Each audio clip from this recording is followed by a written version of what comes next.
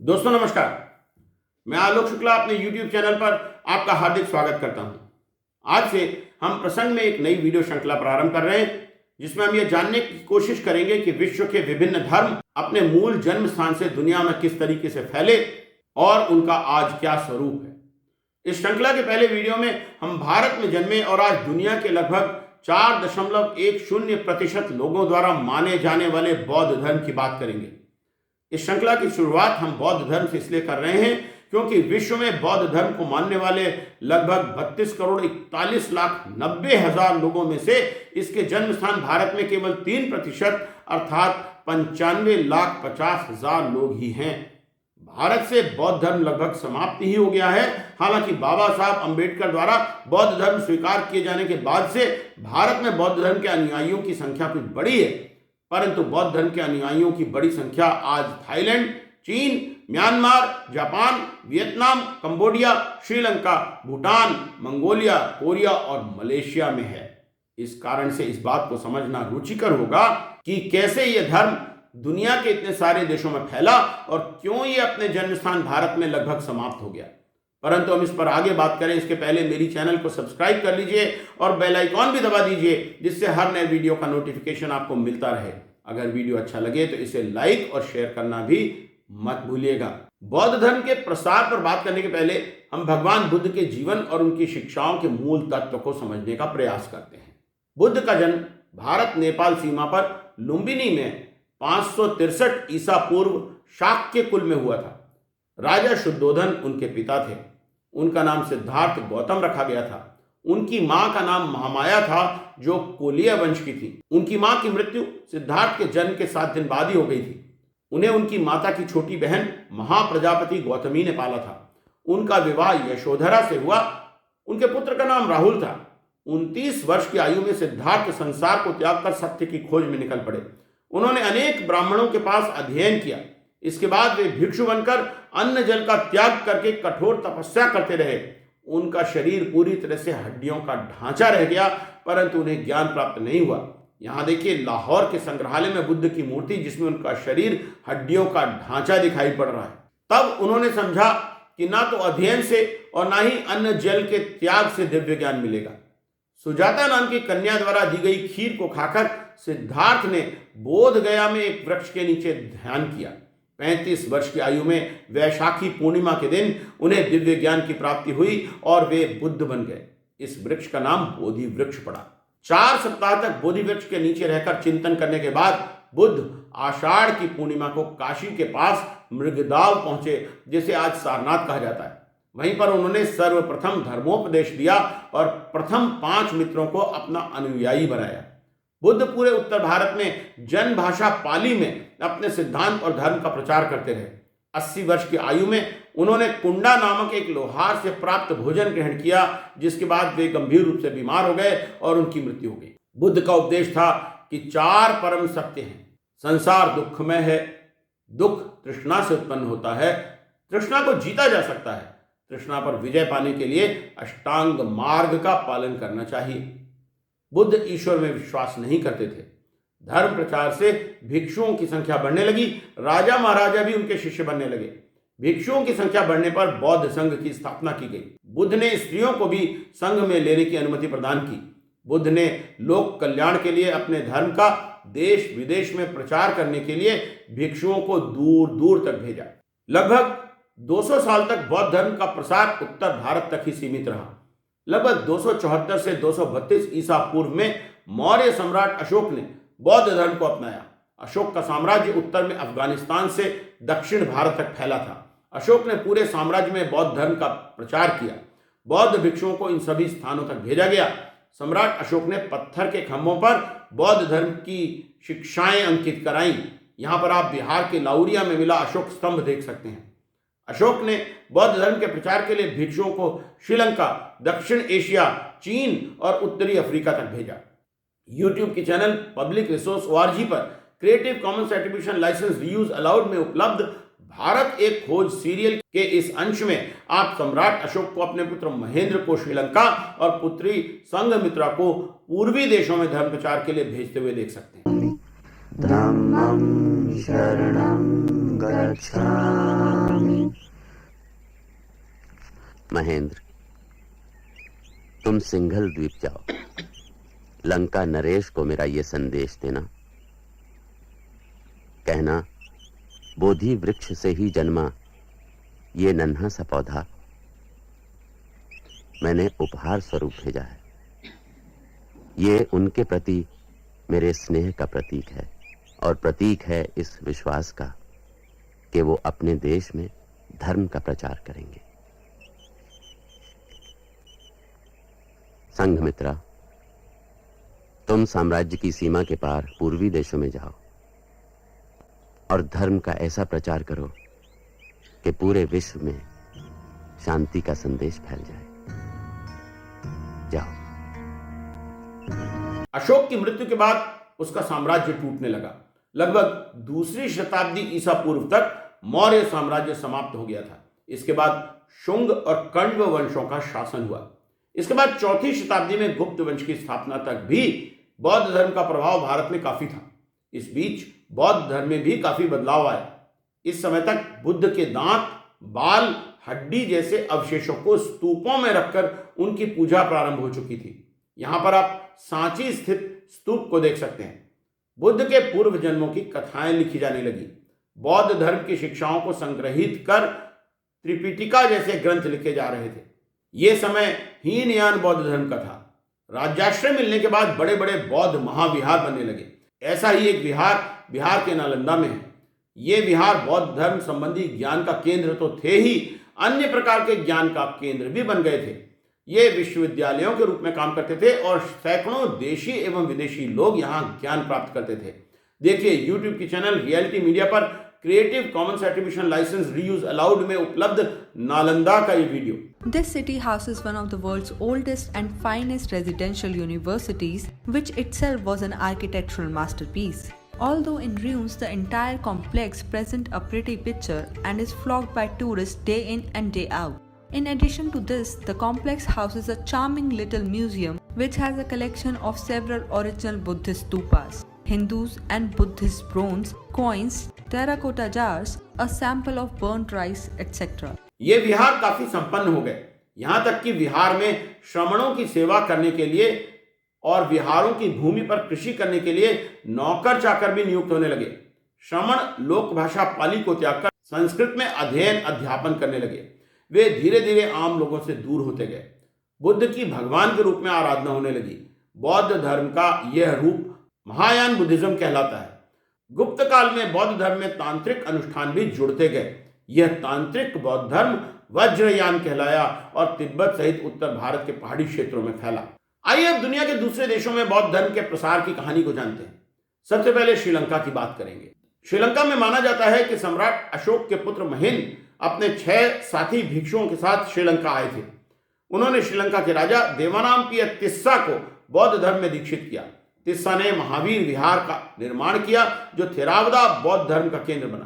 पहली शताब्दी ईसा पूर्व में राजा वट्टागमनी ने एक बौद्ध परिषद बुलाई थी एवं अभयगिरी विहार का निर्माण भी कराया था। कहते हैं कि अभयगिरी में बुद्ध का दांत भी रखा है। हालांकि भारत में बौद्ध धर्म का ह्रास होता गया, परंतु श्रीलंका में थेरावदा बौद्ध धर्म शक्तिशाली होता गया। 1947 में स्वतंत्रता प्राप्ति के बाद से श्रीलंका में बौद्धों और तमिल हिंदुओं के बीच संघर्ष बढ़ता गया है। अब मलेशिया और इंडोनेशिया में बौद्ध धर्म के प्रसार के बारे में बात करते हैं। कुछ विद्वानों का मानना है कि सम्राट अशोक ने जिस सुवर्ण भूमि को बौद्ध श्रमण भेजे थे वो मलय देश ही था, परंतु इस बात के प्रमाण मिले हैं कि पहली शताब्दी ईस्वी तक यहाँ बौद्ध धर्म पहुंच चुका था।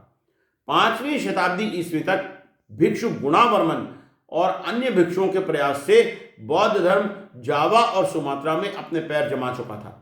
7वीं शताब्दी ईस्वी तक सुमात्रा के राजा बौद्ध बन चुके थे। लगभग इसी समय नालंदा के बौद्ध विद्वान धर्मपाल भी इंडोनेशिया गए। मलय पर राज्य करने वाले शैलेंद्र वंश ने बौद्ध धर्म को फैलाने का काफी कार्य किया। इसी समय बोरोबुदुर का बौद्ध स्तूप भी बनाया गया। इसके बाद वज्रयान बौद्ध धर्म भी यहाँ पर फैला। 13वीं शताब्दी में जावा का राजा कर्तनागरा तांत्रिक क्रियाओं को काफी मानता था। मलेशिया और इंडोनेशिया में इस्लाम के आगमन से बौद्ध धर्म का ह्रास होता गया। आज मुख्य रूप से मलेशिया और इंडोनेशिया में रहने वाले चीनी मूल के लोग ही बौद्ध धर्म को मानते हैं। स्थानीय लोगों को मानना है कि मीकोंग डेल्टा का क्षेत्र ही सम्राट अशोक की स्वर्ण भूमि है। म्यांमार और थाईलैंड में पहली शताब्दी ईस्वी में महायान बौद्ध धर्म का प्रसार हुआ। वज्रयान बौद्ध धर्म भी फैला। हालांकि यहाँ पर हिंदू धर्म भी बहुत लोकप्रिय हुआ। बौद्ध राजा जयवर्मन सप्तम ने कंबोडिया के अंकोर थोम में अपनी राजधानी बनाई और अंकोर के बेयॉन में बौद्ध मंदिर बनवाए। देखिए यूट्यूब के चैनल केल्विन एलर्टन पर creative commons attribution licence reuse allowed में उपलब्ध बेयॉन में बौद्ध मंदिर का video. Are meant to convey the insight that Joel talked about, that everything is a Buddha, everything is consciousness. 11वीं शताब्दी ईस्वी में यहां भी श्रीलंका की तरह थेरावदा बौद्ध धर्म फैलने लगा। 20वीं शताब्दी में यहां पर शांति अशोक और धम्मकाया नामक दो बौद्ध समूह लोकप्रिय होने लगे। म्यांमार में सैनिक शासन में बौद्ध धर्म कमजोर पड़ा है। बौद्ध धर्म समुद्री व्यापार के साथ वियतनाम भी पहुंचा। फूनान और चांपा में बौद्ध धर्म पहली शताब्दी ईस्वी में पनपा, परंतु बौद्ध धर्म का जेन और प्योरलैंड स्वरूप मुख्य रूप से चीनी संपर्क से यहां पर आया। भारत से चीन गए श्रमण विनीता रुचि ने 6वीं शताब्दी में वियतनाम जाकर पहले ध्यान केंद्र की स्थापना की। इसे वियतनाम की भाषा में थिएन कहते हैं। 9वीं शताब्दी में चीनी भिक्षु वो नगोन थोंग ने वॉल मेडिटेशन स्कूल की स्थापना की। तीसरी जेन स्कूल की स्थापना चीनी भिक्षु थाओ दुरोंग ने की। आज वियतनाम में महायान के साथ थेरावदा बौद्ध धर्म को माना जाता है। हालांकि 1975 से वियतनाम में साम्यवादी शासन है, परंतु फिर भी बौद्ध धर्म यहां अभी भी कायम है। चीन में बौद्ध धर्म का प्रवेश व्यापार के सिल्क रूट से हुआ। सबसे पहले चीन के हान वंश के समय लगभग 206 से 220 ईसा पूर्व में चीन ने सिल्क रूट के माध्यम से पश्चिम से व्यापारिक संबंध बनाए। इसी दौरान सिकंदर और उसके सामंतों ने मध्य एशिया में साम्राज्य को विस्तार दिया। भारत में भी इसके बाद कुषाण राज्यों का उदय हुआ। कुषाण राजा कनिष्क बौद्ध था। हर्षवर्धन भी बौद्ध था। उन्होंने चीन और मध्य एशिया में बौद्ध धर्म का प्रसार करने के लिए भिक्षु भेजे। कुषाणों का राज्य उत्तर भारत से लेकर अफगानिस्तान, मध्य एशिया और चीन तक फैला था। तारिम बेसिन में बौद्ध धर्म का विस्तार उन्हीं के समय हुआ। उन्होंने बौद्ध धर्म ग्रंथों का चीनी में अनुवाद भी कराया। बेज़ेक्लिक की 1000 बौद्ध गुफाओं में मिले 9वीं शताब्दी के इस चित्र में आप एक नीली आंखें और लाल बालों वाले बौद्ध भिक्षु को एक चीनी भिक्षु को शिक्षा देते हुए देख सकते हैं। सिल्क रूट के मध्य में स्थित गाओचांग में बौद्ध धर्म का काफी प्रचार हुआ। यहाँ पर अनेक बौद्ध धर्म ग्रंथों का स्थानीय भाषाओं में अनुवाद किया गया। तुर्पान में अनेक बौद्ध पांडुलिपियां मिली हैं। कनिष्क की राजधानी पुरुषपुर, जो आज पेशावर है, यहां से उसने अनेक भिक्षुओं को धर्म प्रचार के लिए भेजा। इनमें से कुछ भिक्षु हैं एक पार्थियन राजकुमार अनशिंगो, जिसने निकाया बौद्ध ग्रंथों का चीनी अनुवाद किया।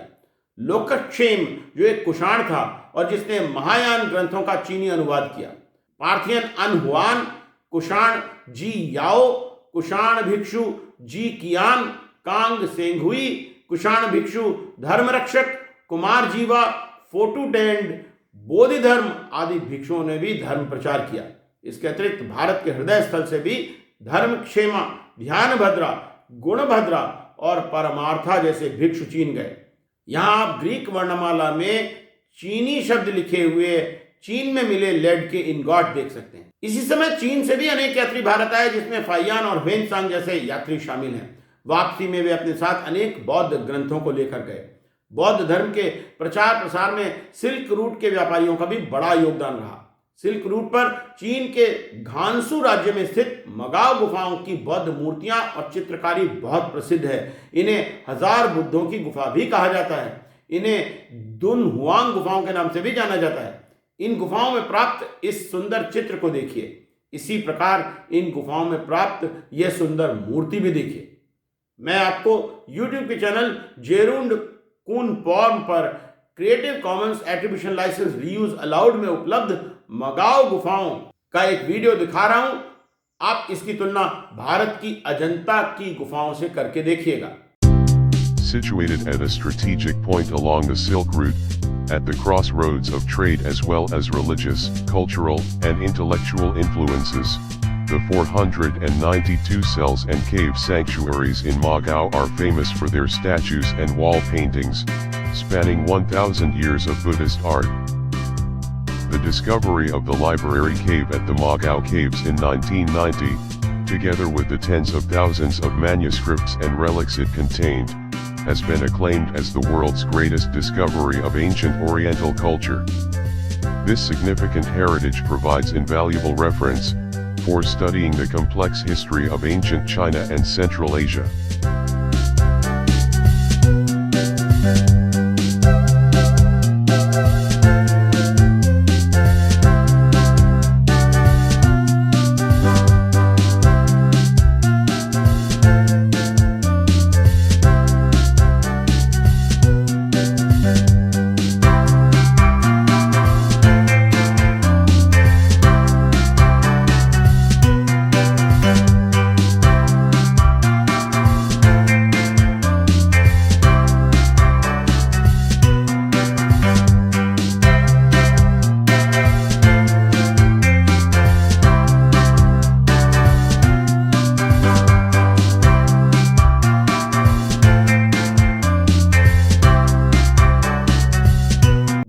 लेटर हान में शायद चीन में बौद्ध धर्म का सबसे प्राचीन उल्लेख है।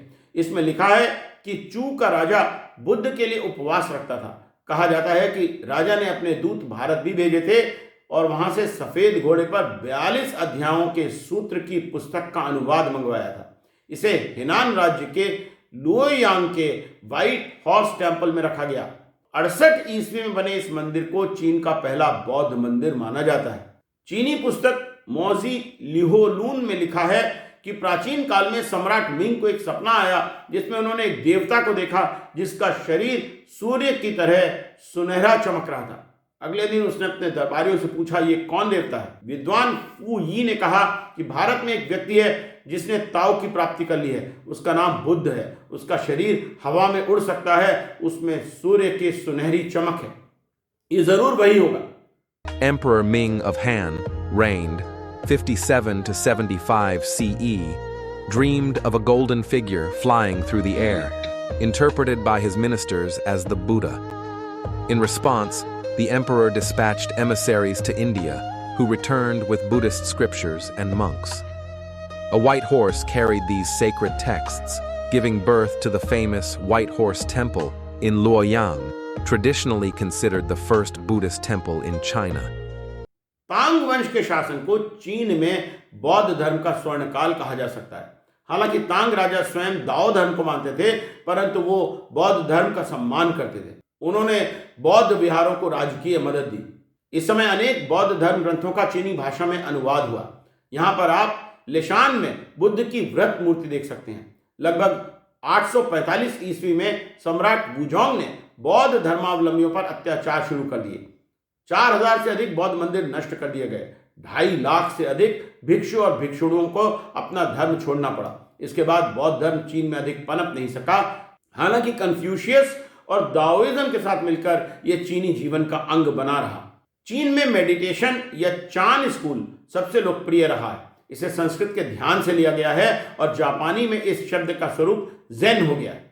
इसके अतिरिक्त महायान बौद्ध धर्म की प्योर लैंड परंपरा भी काफी लोकप्रिय रही है। इस परंपरा में माना जाता है कि शाक्य मुनि अमिताभ बुद्ध के नाम का जप करने से साधक सुखावती नाम के स्थान पर पुनर्जन्म लेता है, जो प्योर लैंड है, जहां पर आनंद ही आनंद है। यहां स्वयं बुद्ध की सहायता से साधना करके साधक निर्वाण प्राप्त कर सकता है। देखिए YouTube के चैनल हा हुई शान इंटरनेशनल फाउंडेशन ऑस्ट्रेलिया पर creative commons attribution licence reuse allowed में उपलब्ध इस वीडियो में प्योर लैंड बुद्धिज्म के बारे में। So basically we recite the name of Amitabha Buddha, in Chinese Amitofo, which means infinite light and life.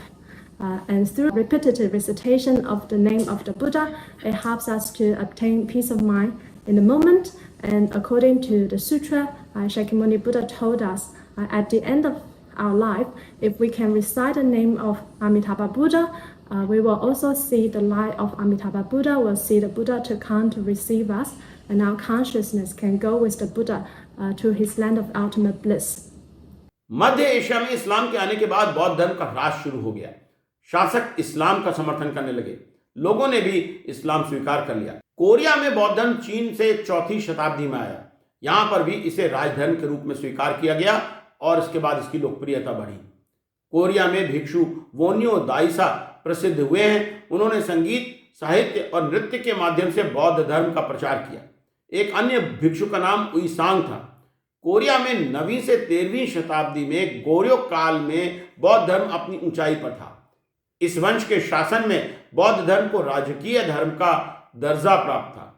इसी समय त्रिपिटिका कोरियाना का प्रकाशन हुआ। शिला वंश के समय बनाए गए सोगिराम ग्रोटो और बुलकुक्सा टेम्पल को यूनेस्को हेरिटेज साइट का नाम दिया गया है। सोगिराम में बुद्ध की इस सुंदर मूर्ति को देखिए।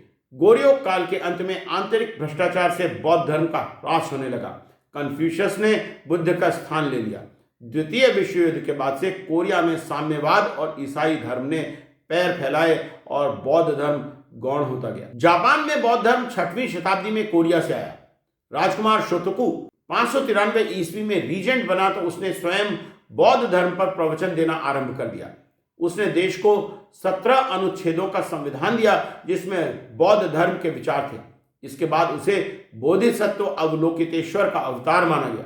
8वीं शताब्दी में नारा वंश के समय बौद्ध धर्म राजकीय धर्म बन गया था। जापान के नारा शहर में टोडाइजी मंदिर है जिसमें 57.7 मीटर लंबा, 50.5 मीटर चौड़ा और 49.1 मीटर ऊंचा बुद्धा हॉल है। यह शायद विश्व का सबसे बड़ा काष्ठ का स्ट्रक्चर है। इसे सम्राट शोमू ने 752 ईस्वी में बनवाया था। YouTube की चैनल ब्यूटीफुल जापान पर क्रिएटिव कॉमन्स एट्रीब्यूशन लाइसेंस में उपलब्ध इस वीडियो में आप इस बौद्ध मंदिर का वीडियो देख सकते हैं।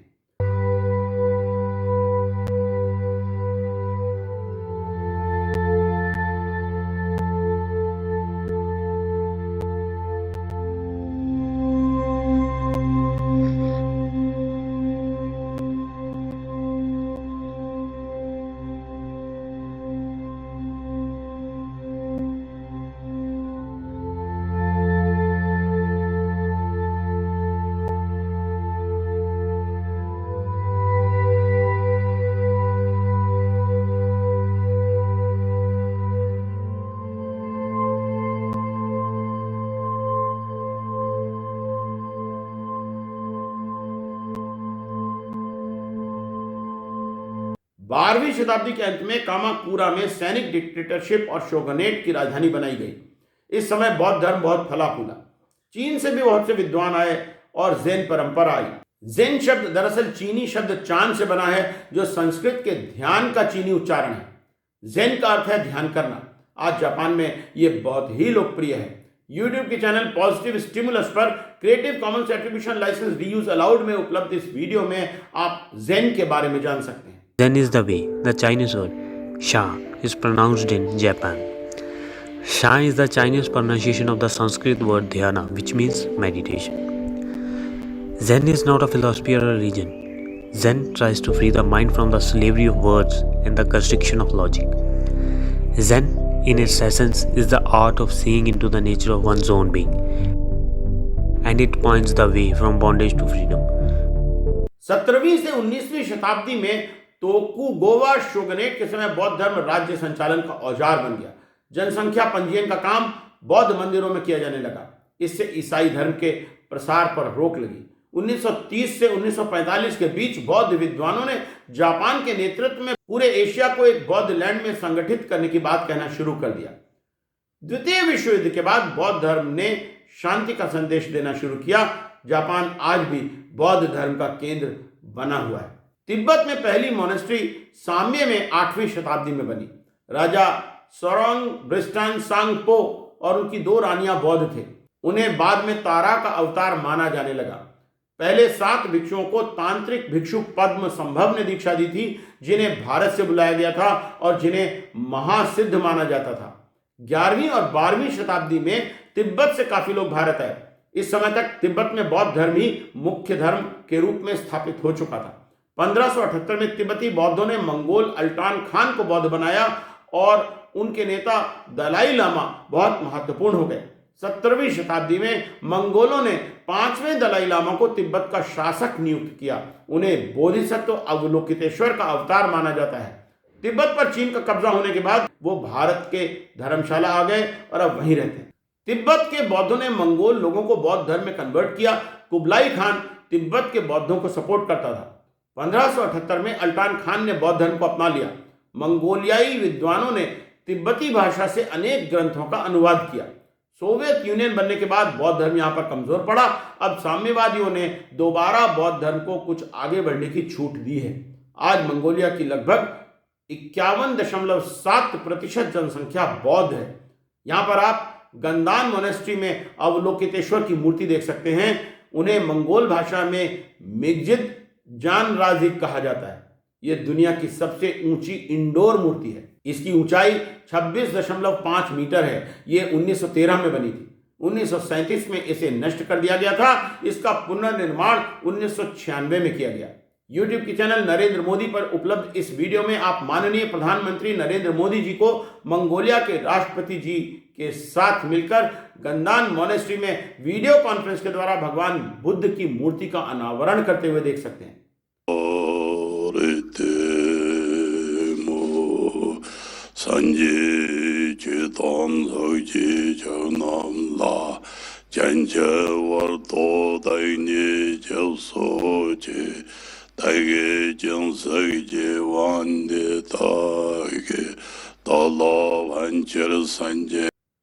बुद्ध की जन्मस्थली लुम्बिनी नेपाल में है। सम्राट अशोक के समय नेपाल में बौद्ध धर्म का प्रभाव था। मुस्लिम आक्रमण से बौद्धों को नुकसान पहुंचा। भारत की तरह नेपाल में भी बौद्ध धर्म कमजोर हो गया है। भूटान में तिब्बत के एक लामा ने बौद्ध धर्म स्थापित किया। आज भी भूटान का प्रमुख धर्म बौद्ध धर्म है। आइए अब भारत एवं भारतीय उपमहाद्वीप में बौद्ध धर्म के कमजोर होने के इतिहास और उसके कारणों को जानते हैं। लगभग 12वीं शताब्दी तक भारत में बौद्ध धर्म लुप्त प्राय हो गया था और हिंदू धर्म का प्रभाव बढ़ता गया था। इस प्रक्रिया में लगभग 100 साल का समय लगा। महायान और वज्रयान बौद्ध धर्म आम लोगों से दूर होता गया। इसी बीच हिंदू धर्म को राजाश्रय अधिक मिला। भारत पर मुस्लिमों के आक्रमण भी इसी काल में हुए, जिससे इस्लाम का प्रभाव बढ़ा। धीरे धीरे व्यापारी वर्ग और राजघरानों के बौद्ध धर्म से दूर हो जाने के कारण धन की कमी भी होती गई। 4वीं से 6वीं शताब्दी में गुप्त साम्राज्य के समय वैष्णव और शैव हिंदू संप्रदाय लोकप्रिय होते गए। इन्हें राजाश्रय भी मिला। दूसरी ओर महायान बौद्धों ने हिंदुओं की धार्मिक पद्धतियां अपनाना प्रारंभ कर दिया। हिंदुओं ने भी बुद्ध को विष्णु के अवतार के रूप में स्वीकार कर लिया। धीरे धीरे बौद्ध धर्म का हिंदुओं में विलय हो गया। बौद्ध विहार जो एक समय बहुत शक्तिशाली और संपन्न थे, अब गरीब होते गए। उन्हें आर्थिक सहायता मिलनी बंद हो गई। 5वीं से 8वीं शताब्दी में जब फाहियान जैसे चीनी यात्री भारत आए तो उन्हें विशेष रूप से उत्तर पश्चिमी भारत में बौद्ध धर्म कमजोर होता हुआ मिला। उन्होंने लिखा है कि हूणों के आक्रमण के कारण ऐसा हुआ। उन्होंने मध्य एशिया से भारत आए आक्रांताओं को हूण का नाम दिया है। मीराकुल एक हूण था जो आज के अफगानिस्तान, पाकिस्तान और उत्तर पश्चिमी भारत पर राज करता था। उसने गांधार से लेकर प्रयागराज तक बौद्ध विहारों को नष्ट किया। कहते हैं कि 6वीं शताब्दी में गुप्त राजाओं और मालवराज यशोधर्मन ने मीराकुल को पराजित किया। 7वीं शताब्दी में पाल वंश के राजाओं से राजाश्रय मिलने के कारण उत्तर भारत में बौद्ध धर्म को कुछ संभलने का मौका मिला, लेकिन उसके बाद राजाश्रय समाप्त हो गया और बौद्ध धर्म कमजोर होता गया। इस्लामी आक्रांताओं ने 8वीं शताब्दी से ही उत्तर पश्चिमी भारत पर आक्रमण करना प्रारंभ कर दिया था। अरब, ईरानी और तुर्की आक्रांता 11वीं से 13वीं शताब्दी के बीच लगातार आक्रमण करते रहे। ईरानी यात्री अल बरूनी ने लिखा है, बौद्ध धर्म गजनी और पंजाब के क्षेत्र में समाप्त हो चुका था। शहाबुद्दीन गौरी के इतिहासकार ने भिक्षुओं, विद्यार्थियों पर हमले के बारे में लिखा है। हजारों बौद्ध भिक्षुओं और भिक्षुणियों की हत्या कर दी गई। बौद्ध मूर्तियों को नष्ट कर दिया गया। बौद्धों के ग्रंथ जला दिए गए। ईरानी इतिहासकार मिन्हाज सिराज ने लिखा है कि नालंदा की बड़ी और ऊंची दीवार के कारण उसे किला समझ लिया गया। बहुत से बौद्धों की हत्या उन्हें ब्राह्मण मानकर की गई। नालंदा, उदांतपुरी और विक्रमशिला विश्वविद्यालय 1197 से 1200 के बीच मोहम्मद बख्तियार खिलजी ने नष्ट कर दिए। बहुत सारे भिक्षु भागकर नेपाल और दक्षिण भारत चले गए। आम लोग भी हिंदू धर्म को अधिक मानने लगे। राजवंश हिंदुओं के शैव, शाक्त और वैष्णव संप्रदायों को मानते थे। ब्राह्मणों का वर्चस्व बढ़ता गया। इसी बीच भक्ति आंदोलन के संतों ने भी हिंदू धर्म को लोकप्रिय बनाने में मदद की। हिंदू धर्म के भीतर भी कुछ तांत्रिक संप्रदाय विकसित हुए। गुप्तवंश, राष्ट्रकूट, सातवाहन, वाकटक, पल्लव, पांड्या, प्रतिहार राजपूत आदि सभी राजवंश हिंदू देवी देवताओं को ही आराध्य मानते थे। बौद्ध धर्म कुछ हद तक भारत के पूर्वी हिस्सों में ही बचा रह गया। अभी भी बंगाली मगध बरुआ समुदाय के बौद्ध धर्मावलंबी हैं। इसी तरह से नेपाल के नेवार समुदाय के लोग भी बौद्ध हैं। उड़ीसा के कटक में मणिबंधा और नुआपटना गांवों में बुनकर समुदाय में बौद्ध धर्म माना जाता है। अनेक स्थानों पर बौद्ध स्तूप और मंदिर अभी भी मिल जाएंगे। नालंदा के आसपास बहुत से बौद्ध स्तूपों को लोग शिवलिंग मानकर पूजते हैं। लद्दाख और तिब्बत में आज भी बौद्ध धर्म माना जाता है। अंग्रेजों का राज आते आते भारत में बौद्ध धर्म लगभग समाप्त हो गया था। 1901 की जनगणना के अनुसार भारत की कुल 294.4 मिलियन जनसंख्या में से केवल 9.5 मिलियन बौद्ध थे, जिसमें से 9.2 मिलियन बर्मा में थे। शेष भारत में बौद्धों की संख्या केवल 0.3 मिलियन ही थी। हाल के वर्षों में भारत में बौद्ध धर्म को पुनर्जीवन मिला है। 1891 में श्रीलंका से बौद्ध धर्म का प्रसार करने के लिए अनागारिका धर्मपाल भारत आए। उन्होंने अमेरिकी हेनरी स्टील ओलकॉट और मैडम ब्लावाट्स्की के साथ मिलकर भारत में बौद्ध तीर्थों को पुनर्जीवित करने का काम किया और महाबोधि सोसाइटी तथा महाबोधि जर्नल की स्थापना की। 14 अगस्त 1956 को बाबा साहब भीमराव अंबेडकर ने 3,65,000 अनुयायियों के साथ नागपुर में बौद्ध धर्म की दीक्षा ली। इसके बाद बहुत से अन्य लोगों, विशेषकर दलितों ने बौद्ध धर्म को अपनाया। वे स्वयं को नवायान बौद्ध या नियो बुद्धिस्ट कहते हैं। आज यही लोग भारत में सबसे बड़ी संख्या में बौद्ध धर्म को मानने वाले हैं। सन 1959 में 14वें दलाई लामा तेंजिन ग्यात्सो तिब्बत छोड़कर भारत आ गए और उन्होंने हिमाचल प्रदेश के धर्मशाला में निर्वासन में तिब्बत की सरकार बनाई। उन्होंने वहां पर एक मोनेस्ट्री भी स्थापित की। आज ये दुनिया में बौद्ध धर्म का बड़ा केंद्र है। एस गोयनका ने बौद्ध धर्म के विपासना ध्यान का आंदोलन प्रारंभ किया। यह आंदोलन न केवल भारतीय मध्य वर्ग में लोकप्रिय हुआ, बल्कि यूरोप, अमेरिका और एशिया के विभिन्न देशों में भी फैला। भारत में नालंदा, विक्रमशिला आदि के अवशेष, उदयगिरी की गुफाएं और अजंता की चित्रकारी बौद्ध धर्म के उत्कर्ष की कहानी आज भी सुनाती है। ये सच है कि बौद्ध धर्म ने भारत में जन्म लिया और दुनिया में बड़ी संख्या में लोगों द्वारा माना जाने वाला धर्म बना, परंतु आधुनिक समय में बौद्ध भारत में अल्पसंख्यक ही हैं। यह भी कहा जा सकता है कि भारत में बौद्धों का हिंदुओं में समावेशीकरण कर लिया गया है। भारत के संविधान के अनुच्छेद 25 का स्पष्टीकरण 2 कहता है कि हिंदू शब्द में सिख, जैन और बौद्ध धर्म को मानने वाले लोग भी शामिल माने जाएंगे। तो आज के लिए इतना ही। जल्दी फिर मिलेंगे विश्व के धर्मों की यात्रा के अगले पड़ाव पर एक नए वीडियो के साथ। तब तक के लिए नमस्कार।